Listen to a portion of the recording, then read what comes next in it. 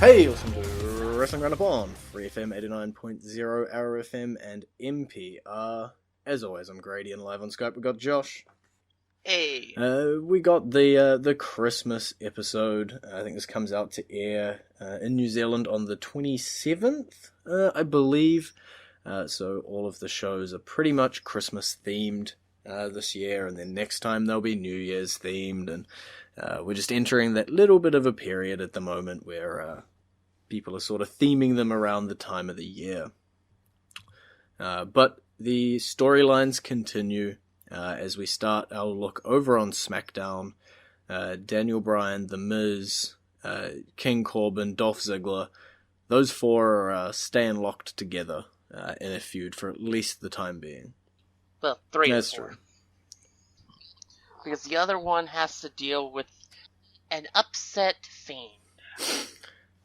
Yeah, there's obviously like extra people you can pile into here as well. You know, Roman Reigns over on the good guys' side, and Bobby Roode if he comes back, and then the Fiend are all here. It seems like the top guys on SmackDown at the moment are all pretty intertwined. I feel like this is 7 or 8 of the top guys at the moment.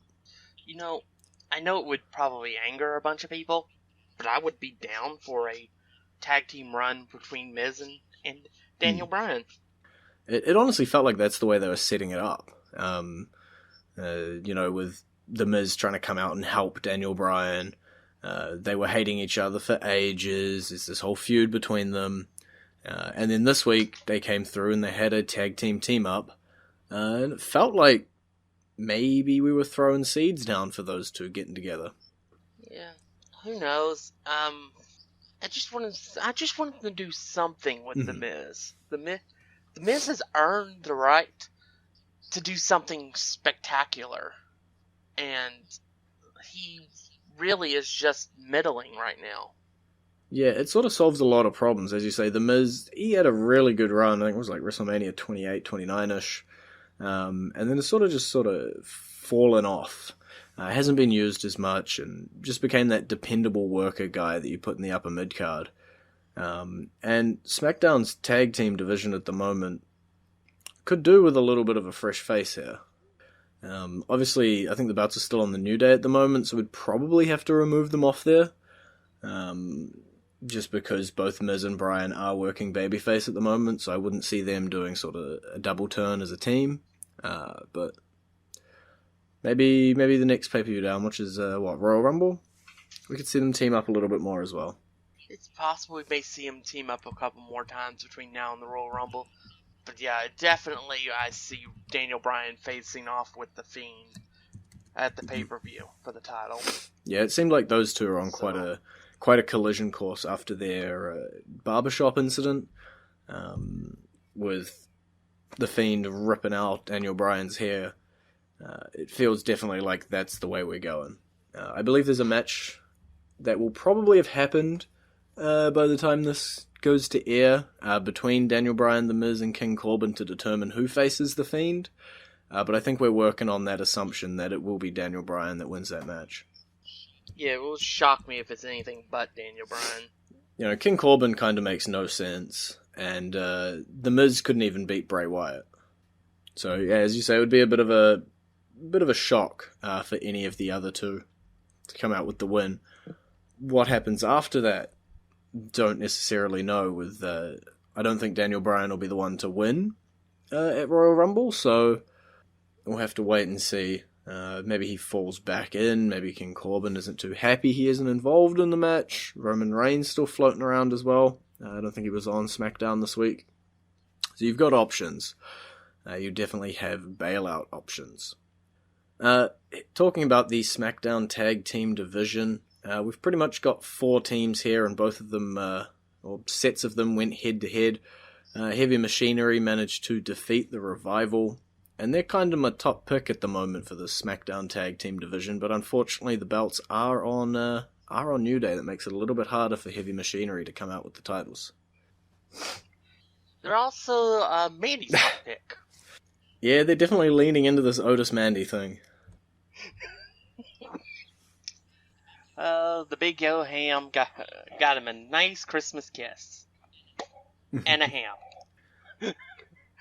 Yeah, I would love to sit here and go, well, this is some long-term booking, but I'm pretty sure a lot of the stuff that happened early on between these two was some really good ad-lib. And it's blossomed off of our TV into some insane stuff. Like, if we lean all the way back to NXT, I'm pretty sure there's footage out there of Otis going into, like, NXT Halloween Battle Royal dressed up as Mandy. And so it's finally blossoming into something on television. It'll be interesting to see where it goes. But obviously, taking out someone like the Revival, Miracle on 34th Street fight, doesn't matter, does position them quite high in that sort of tag team ladder. I feel like they're going to have to be one of the next few challenges. Yeah, I think it's only a matter of time before Heavy Machinery at least gets a token title reign. The only sort of stopgap I see there is the other tag team match we had on SmackDown, the New Day taking on Shinsuke Nakamura and Cesaro. Obviously, the New Day coming out victorious, but Nakamura and Cesaro sort of fit that mold of the guys who could take them off the New Day, even if it is just for a transitional champion. Because the Revival have had so many shots. It's possible, but I think it would be more like maybe a fatal four-way or three triple threat type of match that could get the titles on to the Heavy Machinery without it having to be a straight-up face versus face match. Yeah, it's true, because at the moment, because Nakamura is still the Intercontinental Champion, right? Yeah, even though he hasn't done anything with it since he debuted it. It's definitely screaming Dean Ambrose's US title run, where he's a bit more involved in his tag team stable storyline than he is his individual belt storyline that he's holding. But I don't know what's up with Nakamura in terms of that Intercontinental belt. If I'm looking at him and I'm looking at Sammy and Cesaro, I think that stable's the way to go. I don't think a singles run by Nakamura right now is the best thing in the world. I don't know. Unless they're going to eventually pull off some sort of double cross by Cesaro, maybe, and Cesaro takes the belt off Shinsuke. But since we've just set those two up as a tandem, I don't know how quickly we're going to be able to flip on them. I think that's more wishful thinking for you. Well, it's time of the year to be wishful. But let's move on over to the women's division here on SmackDown. Namely of note, we did end up with 3 women's matches on SmackDown, but I'm going to look at the one in the middle, and that is our girl Dana Brooke getting herself a match up against Bayley, which, although it was a losing effort, still quite a big thing. Yeah, unfortunately, she ran into a buzzsaw. An angry Bayley. But what I like is that even after the match, I think it was on a WWE.com exclusive or some sort of YouTube exclusive, Bayley put over Dana Brooke. Said, next time you want to come at it, let's go again. And it feels like Dana's just getting more and more momentum. Will it ever lead to a women's title shot? Dunno. Will it lead to a reign? Probably not. Who knows? I like Dana. And I want to see something out of her. So I have hopes, but I don't have dreams. Well, if we're looking at the other woman involved in the matches on SmackDown, we also have Carmella, who managed to take out Sonya Deville, tag team partner of the aforementioned Mandy Rose. We also had Lacey Evans ending in a double countout in her match against Sasha Banks. So, much like the men we were just talking about, their sort of top group, I feel like here's your top group again, at least contenders-wise. But with the Rumble coming up, it could be anyone. Yeah. I feel like Lacey's probably the most likely person to take the title off of Bayley right now. Which is a real weird sort of view. I'm not sure when, but that seems to be the direction they want to go. I don't think the alignments line up too well, but I wouldn't be too mad if it ended up being some sort of Sonya Deville taking the title storyline as well, because as much as we talk about Dana Brooke and hoping she gets her sort of opportunity, Sonya Deville's quite a talent as well, and would be quite happy if she ended up in that championship picture. Yeah, I've been waiting for Sonya to turn face forever because I think she would make a fantastic face, especially with her backstory of being the first openly gay woman in WWE. And I do wonder if this Otis Mandy interaction stuff is the start of turning maybe Fire and Desire as a whole, and turning them to the light side, and then maybe we do get Bayley versus Sonya as our one-on-one match. Do you have hopes or do you have dreams, or neither? I would be very down for that, but again, I don't know. There's not really a defined definition on what they want to do that they're showing, at least right now, outside of hinting at Lacey versus Bayley. Yeah, we're what, like 3 weeks away from the Rumble? Maybe further? We're January 26th, probably about 4.5 weeks away from the Royal Rumble now. And then once we hit the Rumble, it's all eyes on WrestleMania. And you're right, this is sort of quite a lot of uncertainty that we're ending the year in. Across the board, we look at the Intercontinental title, no idea what's happening to that. Women's title, still so many options you can go with. The Fiend has the Universal. After Daniel Bryan, what is he going to do? And then tag team, you got 4 or so teams there that could all vie for a shot. So a lot of uncertainty over on SmackDown in terms of how the landscape is even going to look heading into WrestleMania. Not even looking at who's going to be their WrestleMania opponents, just what is the landscape even going to be when we get there. Yeah, that's the major question. We don't really know anything. And there's so many directions that they can go in that it makes this time of year so much fun, is that we really don't really know. The Royal Rumble can change everything. For all we know, somebody who we aren't expecting could win the Rumble. And we'll just have to wait and see till that best of pay-per-views rolls around. But talking about pay-per-views, Josh has selected our theme this week we're going to play, and it may seem like a wild one, but he's come out with WCW Starrcade 1997's theme. Is there any rhyme or reason to this? Well, Starrcade was, one, their biggest pay-per-view of the year, but two, it was always around Christmas. That's good enough reasoning. Close enough to Christmas. We're out of WWE Christmas songs to play every year. Let's instead go with Starrcade 97's theme, Fire Escape.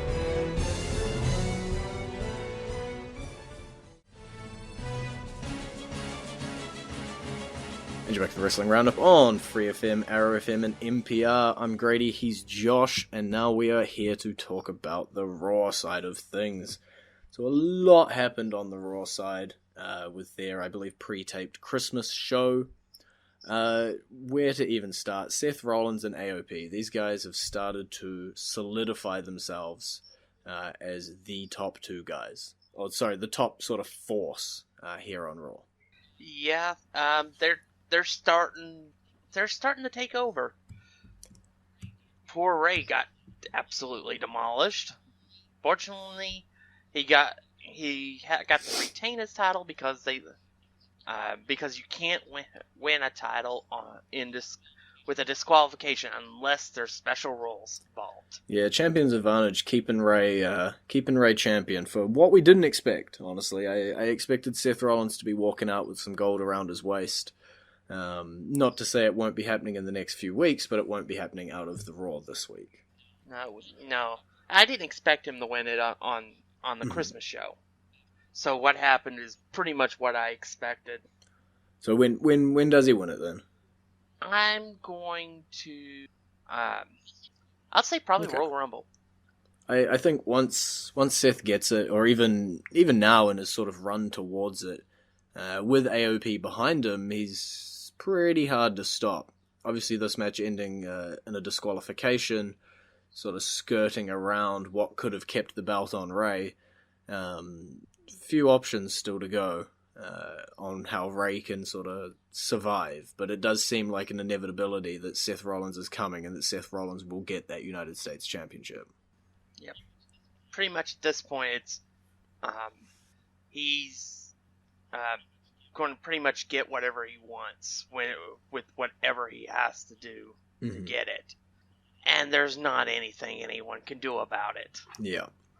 Now, I'm looking. There was a lot of matches here on Raw, and a lot of them were squash matches. So let's just run on down those. Or not necessarily squash matches, but matches you definitely knew were going one way or the other. And we opened up with one of them, Kevin Owens defeating Mojo Rawley. Kevin Owens, pretty much a top Raw star. Mojo Rawley, nothing but backstage segments for the past 6 months. Yeah, nothing but being made fun of, too, when anytime he was actually on camera, in the ring or anything. It is what it is. Yeah, he didn't stand a chance. But it's another guy that you're quite behind, you know. I'm pretty sure you wanted to see a bit from Mojo. Yeah, I wanted to see something from him in his old character. But of course, Zack Ryder ruins everything. Well, talking about Zack Ryder, something he didn't ruin, he had a match against Drew McIntyre and made my guy shine. Drew McIntyre just kicking his head off. That would have been fun for you to watch. Yeah. You love it anytime Zack Ryder's getting beaten up, and I love it because it's Drew McIntyre doing it. We also have Eric Rowan going up against some rando. We're getting a lot of local competitors at the moment for guys to be going up against, and Eric Rowan is one of the confusing ones at the moment about where his character's actually hidden. I'm still interested in what's in that cage. I kind of expect a teddy bear, to be honest.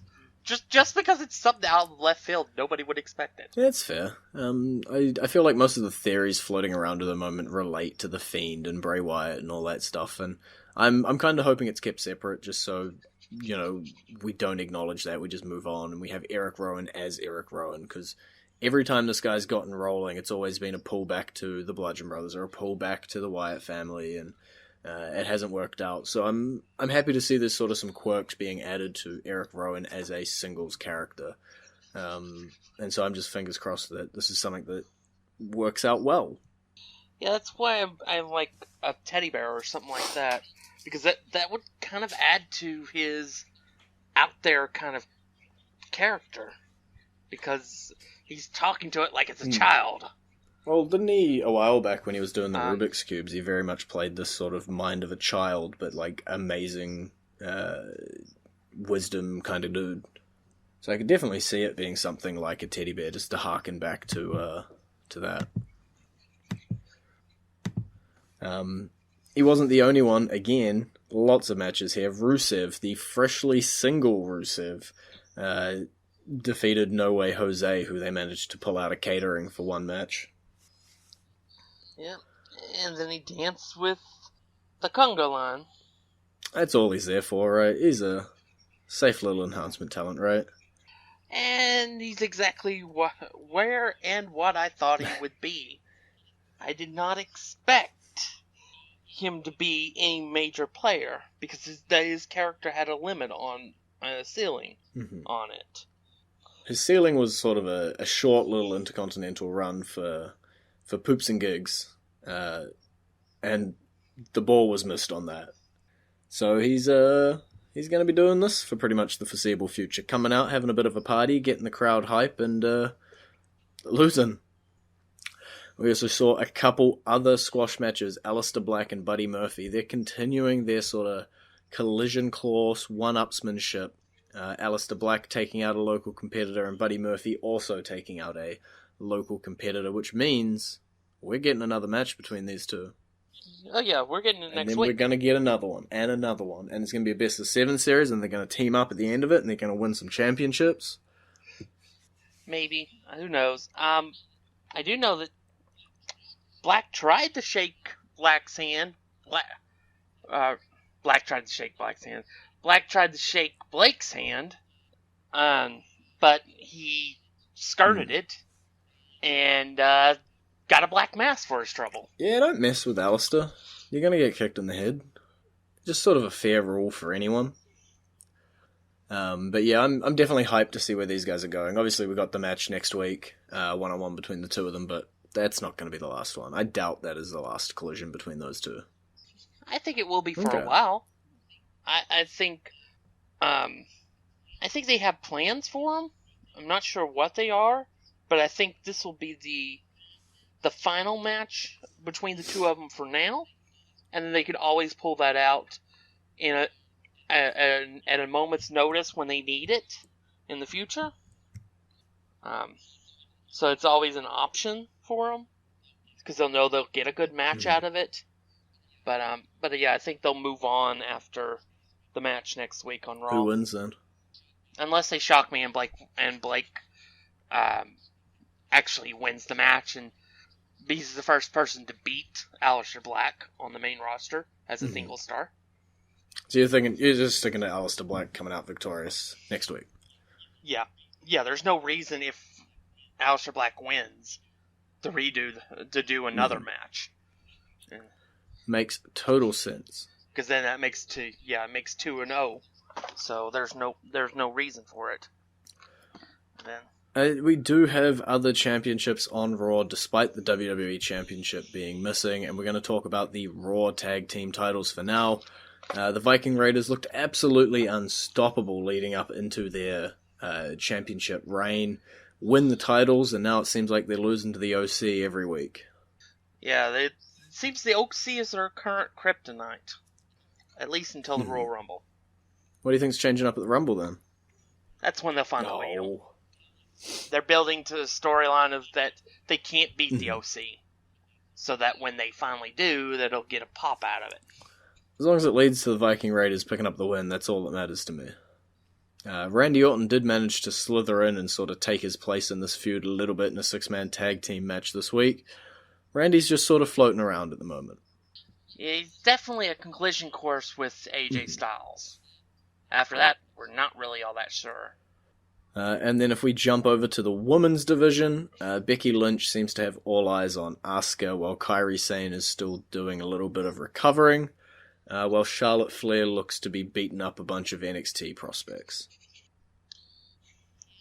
Yeah, not much I can say. The whole point of this is just so that so Becky can get her win back from Asuka from the Royal Rumble last year, and then we'll be at over 10 months as champion. Obviously, the Women's Royal Rumble could shake up that a little bit, but we'll have to see. For me, I'm almost certain Becky's going to hold the title to at least WrestleMania.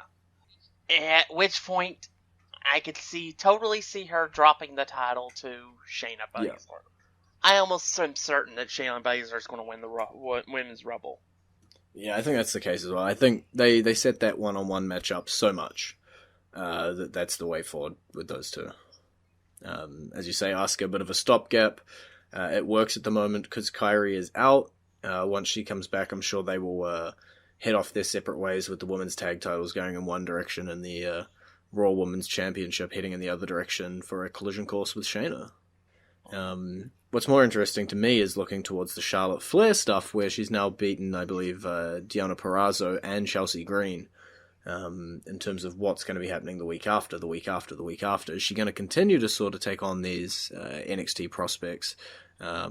Is this going to be leading to something, or are we just sort of stopgap filling her until we get her a storyline? I'm not really all that certain. Although I think it would be pretty cool to build that up to debuting somebody from NXT that beats Charlotte. Quite. Because that would be absolutely insane of a push for whoever that turns out to be. Yeah, it's quite a bit of a rub to debut and defeat Charlotte on that debut. And so, yeah, I feel like, once is a little bit of a thing, second time maybe a coincidence. If we see Charlotte go up against another NXT woman next week, then that's when it's solidifying to me, this is the storyline, this isn't the stopgap, this is where they're heading. It's going to be Charlotte versus someone from NXT. And I'll be excited to see who ends up doing it in the end. There's quite a few women down there. Chelsea Green, Deonna Purrazzo aren't the most pushed woman in the world. from down in NXT. So look forward to seeing the big guns from the NXT Women's Division come out and maybe go head to head with Charlotte Flair. Yeah, it could honestly actually be totally a John Cena Open Challenge situation. Just random people show up to face the Queen, who is the current best in WWE, and get to test their metal and get over and exposed to the main roster audience. Yeah, that's my hope. But we'll have to wait and see what happens in the future with Charlotte heading into that sort of New Year's period. One last championship to mention, the 24/7 championship. I believe Akira Tozawa picked it up a little bit in the middle, but they seem to be doing a little bit more with it at the moment as well. So, and I don't know if the thing that I'm about to say was on a taped part or if I have to edit it out. So I'm going to quickly scroll in Wikipedia to the list of current reigns. But Wikipedia is loading slowly. Come on, Wikipedia. Okay, cool. It was on the aired part. Santa Claus is a former WWE 24/7 champion. Just thought I'd mention that before we go off the air with our Christmas show. Why not? Why not? Alright, so that's all we've got time for this week. It's been great talking to you. You can visit our Facebook page, facebook.com/WrestlingRadio, Twitter page, twitter.com/WrestlingRadio. And we'll see you next week.